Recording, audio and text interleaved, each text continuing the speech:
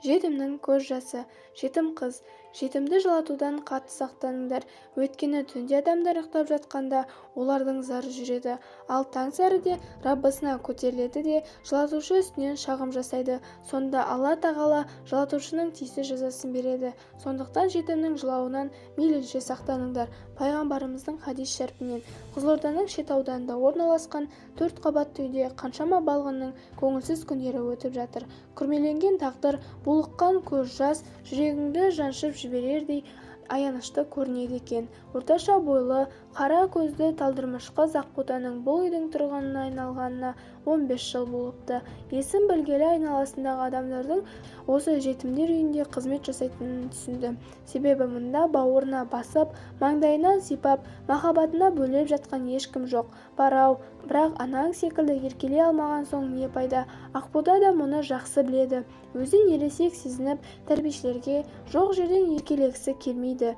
Кейде кезекшілік атқарғанда тәрбиеші апайлардың қатаңдау үн қатып, дүрсе қоя сөйлейтініне ренжісе де ішкі наласын сездірген емес. Ақбота биыл 18-ге толды. 3 жасында-ақ әкесінен айырылған ағасы Орынтай екеуін нағашы әжесі Күлән осында кеп тастаған екен. Ал анасы Гүлжан балаларынан бас тартып, өзге ердің етегінен ұстап кете барған. Қос жетім, қозы қайда барса да қол ұстасып, бірге туған бауыр екендіктерін бір сәтте ұмытпайтын. Алайда ағасы Орынтай осыдан 2 жыл бұрын жазғытұрым уақытта балалармен шомылуға кетіп, суға ағып кетті. Өзгелерден ерекшелеу көрінетін Ақботаны бұл оқиға тез есейтіп жібергендей. Себебі ана мен әке мейірімін аңсағанда ағасына әжептәуір еркелеп алушы еді. «Ағатайым, мені сен де тастап кетпеші» деп жиі айтатын. Сонда Орынтай: «Ту, Боташ, сен менің жүрегімді ауыртпашы, мен сені алақаныма салып жүремін, өйткені мына өмірде маған сенен қымбат жан жоқ» дейтін. Ағалы қарындастың сырласу сәті үнсіздікке ұласып, көздерін еріксіз жас жуатын.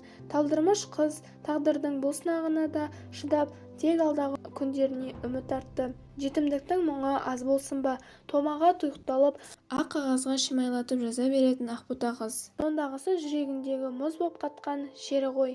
Енді аз уақытта бұл жерде тәрбиеленген ұл қыздар жан-жаққа тарайды. Кәмелеттік жасқа толып, жаңа өмірге қадам басады.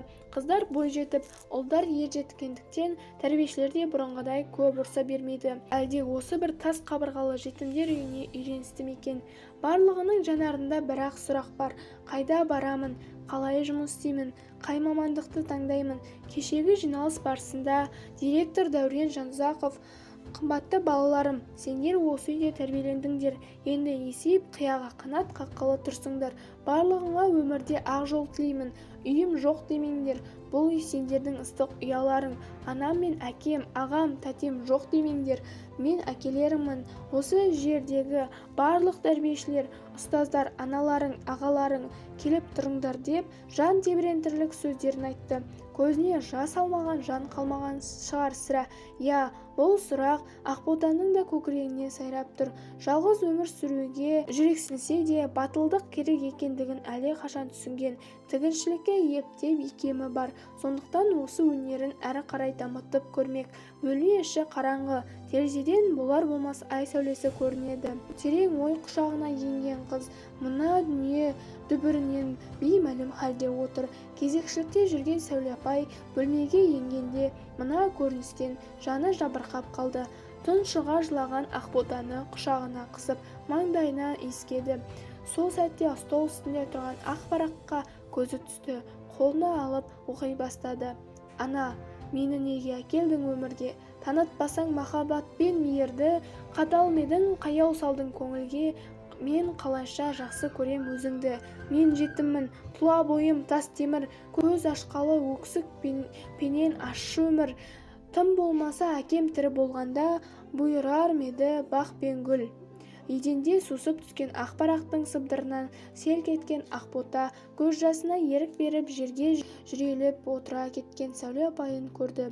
Өзегі өртеніп, ертеңгі күнін ойлаған жетім қыз осылайша ақ параққа мұңын шағыпты. Ақбота, Ақбота деді дауысынан діріл араласқан Сәуле. Құлыным-ау, сені неге үнемі жабырқап жүреді деп ойлаушы едім.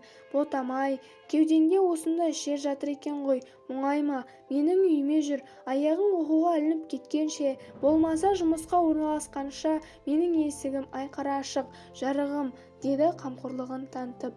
Жетімде бір күні жетіледі, жетімнің де көз жасы құрғайды. Алла тағаланың өлшеулі ризығы ешқашан, еш уақытта таусылмақ емес.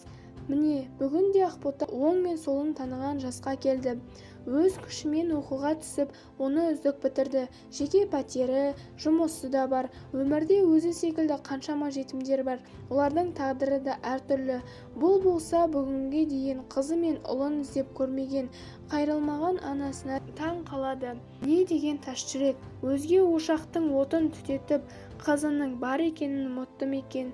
Ақботаның тірі адамның тірлігін жасап, қам көңіл жүргенін сағына күтетінін білсе ғой. Жерде жетім жыласа, көкте періште күңіренеді деген. Ақботаның ендігі ізгі арманы адал жар тауып, өмірге сәби әкелу. Жаратқаннан жарық дүниеге келген барлық шарана бақытты болса екен деп тілейді. Себебі сәбидің бәрі бақытты болу үшін жаралған.